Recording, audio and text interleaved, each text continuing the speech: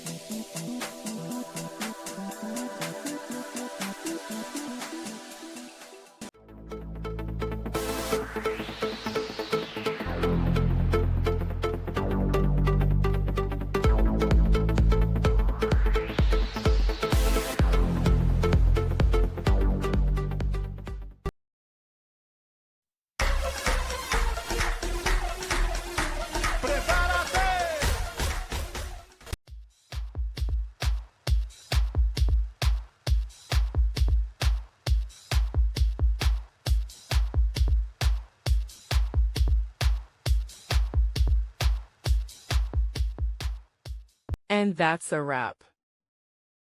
I hope you found the answer you were looking for. If you did, take a second to hit that subscribe button. It really helps out. And let me know in the comments which solution worked best for you. See you next time in the debug zone.